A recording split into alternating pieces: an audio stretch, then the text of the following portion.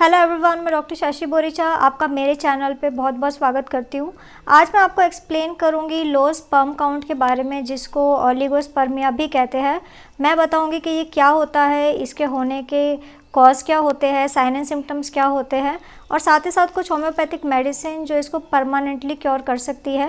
लेकिन उससे पहले आप प्लीज़ मेरे चैनल को सब्सक्राइब कर लीजिए और जो बेल आइकन है उसको प्रेस कर लीजिए, ताकि आपको मेरे आने वाली वीडियोस का पता चलता रहे। तो चलिए स्टार्ट करते हैं। सबसे पहले लो स्पर्म काउंट आखिर क्या होता है।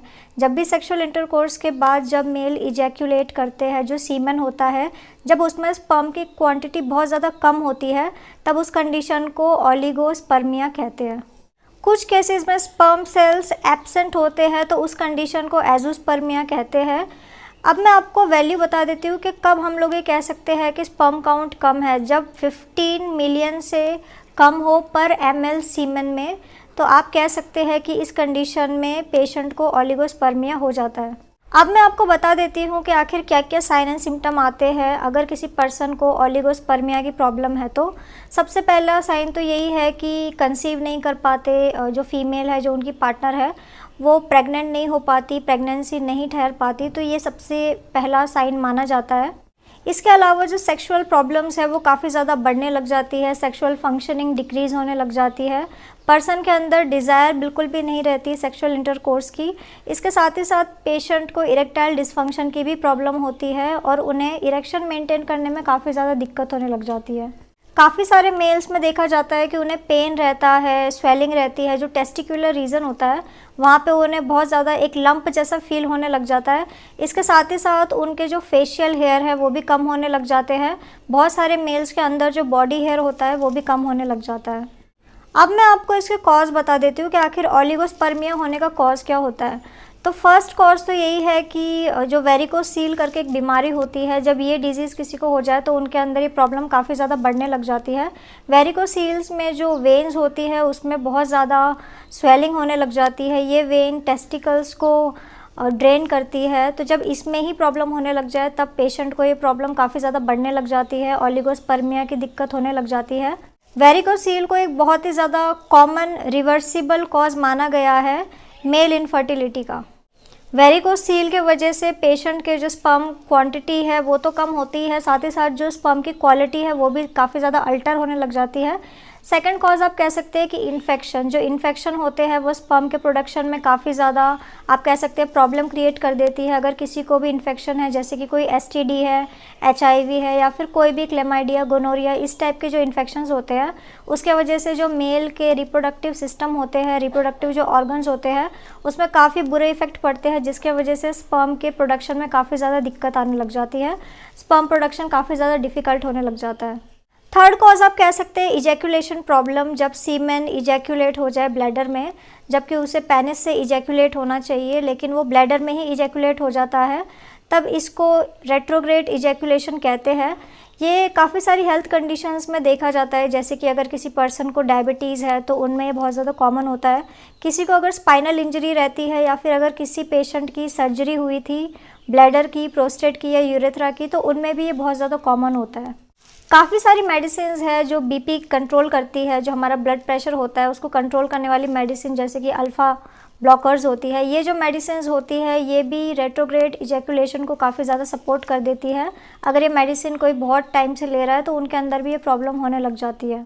नेक्स्ट कॉज आप कह सकते हैं एंटीबॉडीज़, जो स्पर्म सेल्स को ही अटैक करने लग जाती है। एंटी स्पर्म एंटीबॉडीज़ कुछ ऐसी एंटीबॉडीज़ है जो मिस्टेकनली स्पर्म सेल को एक हार्मफुल इन्वेडर समझ लेती है। ये इम्यून सिस्टम का ही एक पार्ट होता है। तो इन एंटीबॉडीज़ के वजह से भी बॉडी में अपने आप ही स्पर्म किल होने लग जाते हैं। इसके अलावा ट्यूमर भी एक बहुत ही इंपॉर्टेंट कॉज है। कोई भी ट्यूमर, नॉन मैलिग्नेंट ट्यूमर अगर मेल रिप्रोडक्टिव सिस्टम में हो तो इनके ट्रीटमेंट के वजह से भी मेल में इनफर्टिलिटी हो सकती है, जैसे कि कोई सर्जरी हो गई, कीमोथेरेपी हो गई, या कोई रेडिएशन हो गया, तो उसके वजह से भी मेल के अंदर जो स्पर्म काउंट्स है वो काफ़ी ज़्यादा कम होने लग जाते हैं। इसके अलावा अगर किसी मेल के अंदर हार्मोनल इम्बैलेंस है या फिर उसके क्रोमोसोम्स में कोई डिफेक्ट है, तो उसके वजह से भी उनके स्पर्म काउंट्स काफ़ी ज़्यादा कम हो सकते हैं। अब मैं आपको कुछ एनवायरमेंटल कॉज बता देती हूँ। तो बहुत सारे इंडस्ट्रियल केमिकल्स होते हैं, जैसे कि पेंटिंग्स होती है, जो पेंट होते हैं नॉर्मली यूज़ होता है, कोई लोग वहाँ पे अगर काम करते हैं, मतलब ऑक्यूपेशनल, उन लोगों को भी ऐसा होता है कि इनके एक्सेसिव जो एक्सपोजर होता है उसके वजह से स्पर्म काउंट्स काफ़ी ज़्यादा कम होने लग जाते हैं। कई सारे लोग जो पेस्टिसाइड्स की फैक्ट्रीज़ में काम करते हैं उनके अंदर ये प्रॉब्लम हो सकती है, या फिर अगर किसी मेल का बहुत ज़्यादा एक्सपोजर होता है किसी हैवी मेटल से जैसे कि लेड, तो उनके अंदर भी ये प्रॉब्लम देखी जाती है।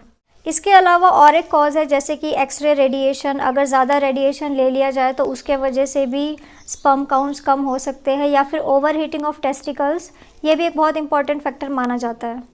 कभी कभी हमारी जो लाइफस्टाइल होती है उसके वजह से भी बहुत ज़्यादा प्रॉब्लम होती है, जैसे एक्सेसिव अल्कोहल का यूज़ करना, टोबैको का यूज़ करना, या फिर किसी तरीके का ड्रग लेना जैसे कि कोकेन है। ये जो सारी ड्रग्स हैं इनके वजह से भी काफ़ी सारे लोगों को स्पर्म काउंट कम होने लग जाते हैं।